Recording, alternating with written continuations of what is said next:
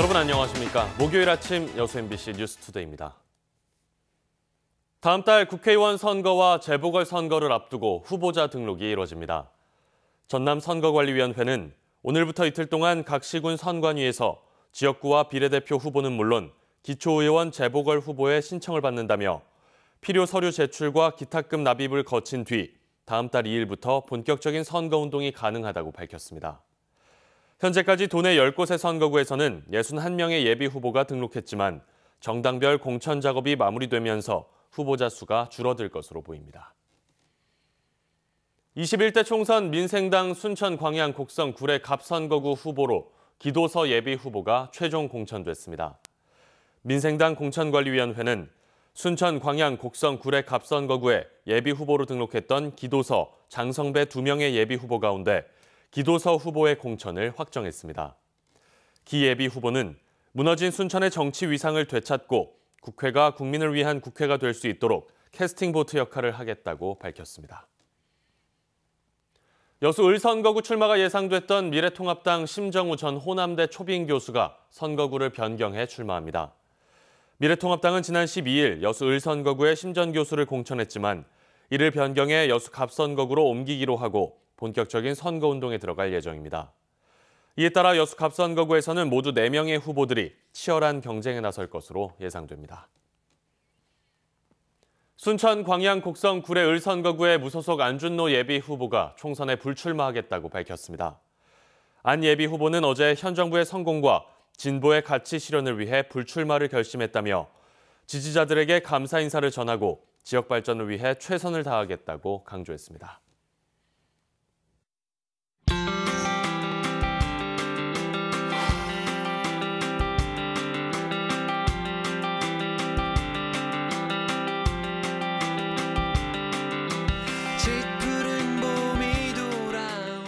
여수 MBC는 앞으로 매주 코로나19로 힘들어하고 있는 우리 이웃들의 이야기를 담으려고 합니다. 오늘은 첫 순서로 친환경 농산물 재배 농가들의 이야기를 직접 들어봤습니다. 조희원 기자입니다. 개학이 벌써 한 달 가까이 연기됐습니다. 이제는 학부모뿐 아니라 학생들 사이에서도 학교에 가고 싶다 이런 목소리가 나오고 있는데요. 그런데 학생도 아니고 학부모도 아닌데 개학을 간절하게 바라는 사람들이 있다고 해서 만나봤습니다.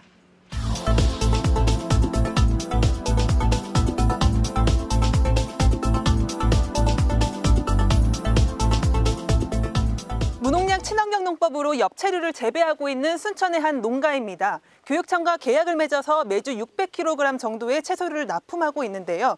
요즘 어려움이 많다고 합니다. 이 학교 급식으로 전체를 다 납품을 하고 있는데요. 이 코로나 때문에 잠시 중단이 돼가지고 지금 납품을 못 하고 있는 상태입니다. 일반 시중에서도 이게 뭐 한정된 물량이 가야지 되지 많은 양을 갈 수는 없으니까 폐기 처분을 할 수밖에 없는 실정인데 요즘 제철인 농산물 중 하나가 딸기입니다. 11월부터 5월까지가 출하 시기이기 때문에 이맘때쯤 학교 급식에도 많이 오르는데요. 요즘은 학교로 들어가는 물량이 거의 없다고 합니다. 보통 학교에는 얼마 정도나 납품을 하셨나요? 일주일에 300kg 정도 들어갑니다. 그럼 지금은 그것들은 다 어디로 판매가 되고 있어요? 순천농협 파마스마켓하고 그다음에 순천시 로컬푸드로 다 들어가고 있습니다. 아무래도 생산 판매가가 떨어지니까 그 점에는 많이 걱정이 되죠. 친환경 농산물은 농약을 쓴 농산물보다 생산 비용이 많이 들어서 판매할 때도 30에서 50% 정도 비싼 편입니다. 소비자들의 수요도 높지 않아 재배하는 농가도 많지 않습니다. 현재 전남에서 재배되는 친환경 농산물의 80~90% 정도는 학교로 공급됩니다. 지난 2003년 친환경 급식 조례가 제정된 이후 도내 모든 보육시설과 초중고등학교에서는 친환경 농산물을 식자재로 써야 하기 때문입니다. 그런데 3월 한 달 동안 학교가 문을 닫자 농산물 175톤이 고스란히 갈 길을 잃은 겁니다. 이렇게 농가들의 한숨이 깊어지자 먼저 농협이 대책을 내놨습니다. 시중에 일반 농산물 가격으로 판매하면서 손해를 보전해 준 겁니다. 현재는 학교 급식을 공급하지 않기 때문에 일반 가격으로 출하할 수밖에 없거든요. 거기에 대한 가격 손실차가 친환경 농가들의 어려움을 가중시키고 있기 때문에 그 가격 차에 대한 그 차액을 순천시와 저희 농협에서 지원하고자 좀 저렴해진 것 같아요. 도와주는 거 좋은 것 같아요. 우리 농산 많이 쓰고 해야 되니까. 이렇게 훈훈한 모습은 곳곳에서 이어지고 있습니다. 전라남도 교육청이 지난주 친환경 농산물 약 280상자를 구매한 데 이어 각 시군 교육지원청도 공동구매에 나서고 있습니다.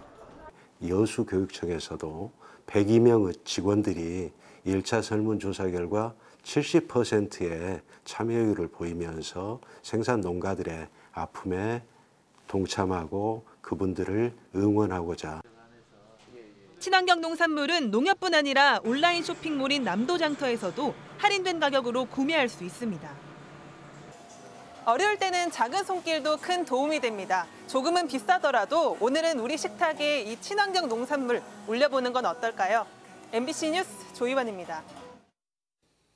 지난 23일 고흥군 동강면 사무소에 익명을 요구한 주민이 코로나19 극복을 위해 써달라며 현금 250만 원을 기부했습니다. 성금을 기부한 익명의 주민은 쪽지를 통해 정부에서 받은 도움을 돌려드릴 수 있어 다행이라며 어려운 시국에 보태 쓰고 자신이 누구인지는 굳이 알려하지 말라고 전했습니다.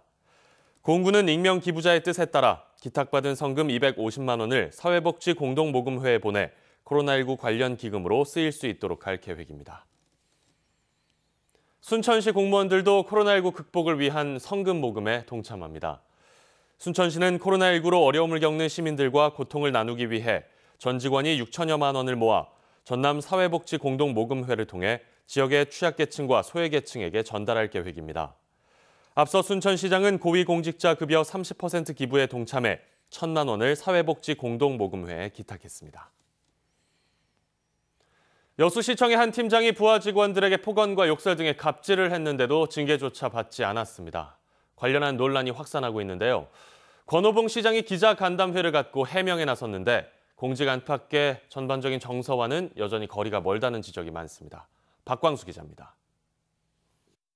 입에 담기 힘든 욕설에다 정당한 휴가를 맞고 여직원을 주말에 호출하며 아직도 안 씻고 뭐하냐고 다그치는가 하면 남자 직원에게는 중성 아니냐며 성희롱을 했다는 팀장.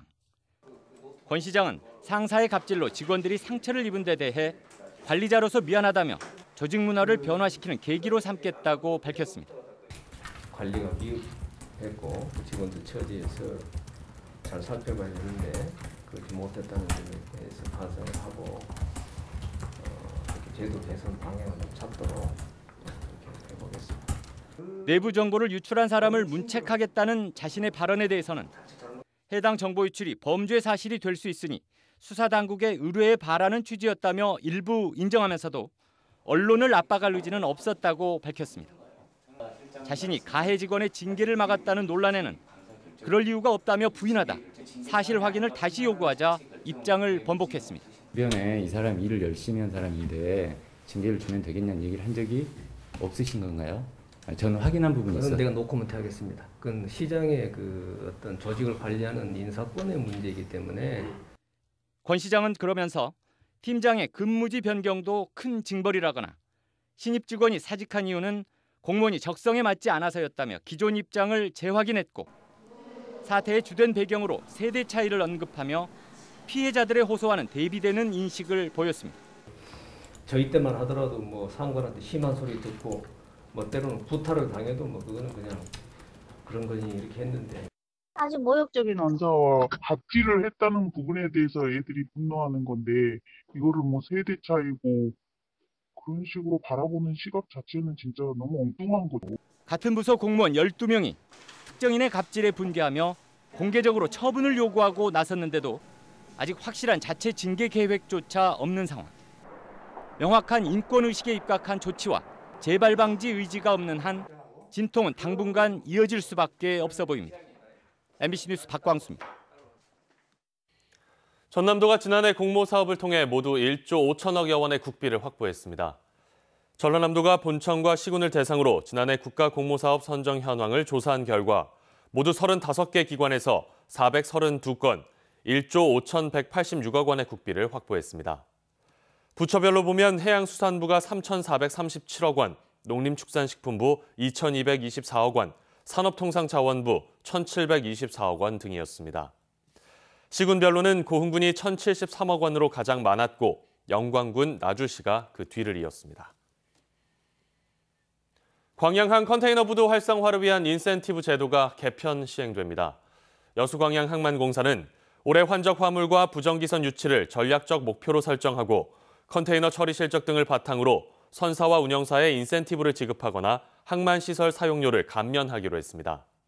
항만공사는 또 코로나19 사태에 따른 영향을 최소화하기 위해 긴급 지원 분야에 10억 원을 편성하는 한편 임대료 감면 등의 추가 대책을 마련해 시행할 계획입니다. 얼마 전 여수의 한 시골 마을에서 어미소와 송아지가 외양간을 부수고 탈출해 소동이 빚어졌습니다. 경찰관이 개인 드론까지 동원해 수색을 하고 직접 소까지 찾아줬다고 합니다. 강서영 기자입니다. 경찰관이 갓길을 따라 소를 몰고 갑니다. 잃어버린 소를 찾은 기쁨에 주인 할머니의 얼굴엔 웃음꽃이 핍니다. 우렁차게 우는 어미소와 송아지. 탈출한 지 9시간 만에 경찰관의 도움으로 되찾은 소들입니다. 소들이 사라졌다는 신고를 받고 출동했던 경찰관은 텃밭의 흔적 등을 확인한 뒤 소들이 탈출한 것으로 판단했습니다. 하지만 드넓은 산골에서 소들을 찾기란 쉽지 않았습니다. 이런 가운데 마을을 수색하던 경찰관은 본인이 가지고 있던 드론을 떠올렸습니다. 숲으로 들어가면 육안으로 안 보여요. 그래서 위에 위에 상공에서 내려보면 보일까 하고. 드론을 띄워 수색에 나선 지 몇 시간째. 경찰은 나뭇가지 사이로 풀을 뜯고 있는 어미소와 송아지를 발견했습니다. 제 뒤로 보이는 언덕에서 소를 발견한 경찰은 소가 먹이를 먹는 사이 고삐를 채워 소를 몰기 시작했습니다. 무사히 소를 넘겨받은 주인은 경찰관에게 거듭 감사 인사를 전했습니다. 하도 고막에서 나가 음료수는 한나 사 먹으라고 사줄래 해도 죄냐지. 음료수도 한 잔도 못 오고 그날 그렇게 고생을 했어요. 이에 대해 경찰관은 그저 효율적인 민원 해결을 위해 드론 등 장비 지원이 확대되길 바란다고 말했습니다. 소도 시골에서 봤을 때 큰 재산입니다. 그다음에 한 가족이고요. 그럼 그게 없어졌을 때 농민의 심정은 어떻겠습니까?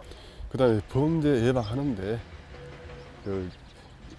이번 기회로 계기가 됐으면 합니다. MBC 뉴스 강서영입니다. 전남 7번째, 8번째 코로나19 확진자의 동선이 투명하게 공개되지 않아서 목포와 무안 지역 주민들의 혼란과 불안감이 커지고 있습니다. 방역당국은 확진자 동선을 공개한다면서도 구체적인 상호를 빼거나 일부 병원은 확진자 동선에서 제외했습니다. 김양훈 기자의 보도입니다. 전남 7번째 확진자인 61살 A씨의 지난 23일 동선입니다. 목포의 한 내과에서 진료를 받은 뒤 아들 차로 목포 기독병원으로 이동했다고 목포시 홈페이지에 공개돼 있습니다.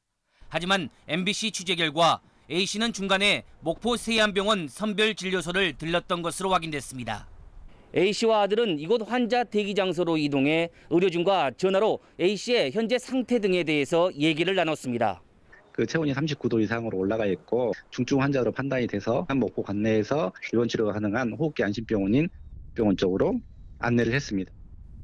방역당국은 A씨가 병원 안으로 들어가지 않아 일반인 접촉자가 없었기 때문에 동선에서 뺐다고 해명했습니다. 하지만 선별진료소에서 의료진만 접촉했던 목포 기독병원은 병원명을 공개하는 등 상황에 따라 이중잣대를 대고 있습니다. 확진자가 들렀던 곳에 상호나 명칭 공개에도 원칙이 없습니다. 목포시와 전라남도는 확진자 A씨가 처음으로 방문했던 내과 상호를 뺀 채 A씨 동선을 공개했습니다. 확진자의 동선을 구체적인 상호까지 공개하고 있는 다른 지자체들과 대조적입니다. 초반에는 했어요, 저희들도. 근데 이제 이거 민원성 그런 사항들이 중간에 많아서 나름대로 기준을 공개하지 않기로 했어요. 확진자 A씨 부부의 노점상 위치를 공개하지 않았던 목포시와 전라남도. 가짜뉴스 등이 확산되자 뒤늦게 위치를 공개하고 지난 18일과 19일 붕어빵을 구매한 시민들의 자진 신고를 요청했습니다. 코로나19 확진자 정보와 동선 공개가 투명하게 이루어지지 않으면서 잘못된 정보가 양산돼 시민들의 혼란과 불안감을 오히려 키우고 있습니다. MBC 뉴스 김양훈입니다. 보시는 것처럼 호우주의보가 내려진 제주도와 호남 그리고 경남 지방 쪽에 약한 빗줄기가 떨어지고 있는데요. 앞으로 비는 낮 동안 그 밖에 남부와 중부, 저녁엔 강원도로 전국적으로 확대가 되겠습니다. 특히 내일까지 제주와 남해안 지방엔 여름철 못지않은 집중호우가 예상돼 주의하셔야겠습니다. 제주 산지에는 300mm가 넘는 물폭탄이 떨어지겠고요. 남해안과 지리산 부근에도 100mm 이상 벼락과 돌풍을 동반해 집중되겠습니다. 그 밖에 호남과 경남에도 많게는 80mm, 서울 등 중부지방 쪽엔 10에서 30mm 정도 예상되고 있습니다. 오후부터는 해안가와 제주도를 중심으로 바람이 무척 강하게 불겠고요. 해상의 물결도 거세게 일겠습니다. 지금 일부 수도권과 충청지방 쪽에 쌓여있는 먼지는 차츰 해소되겠습니다. 현재 기온은 서울이 8.3도로 어제 아침보다 2도 정도 높게 시작하고 있는데요. 낮 기온은 서울이 20도, 대전 21도, 광주와 대구가 18도로 어제와 비슷하거나 조금 낮겠습니다. 비는 내일 늦은 오후면 모두 대부분 그치겠고요. 주말엔 대체로 맑은 가운데 비교적 쌀쌀해질 전망입니다. 날씨였습니다.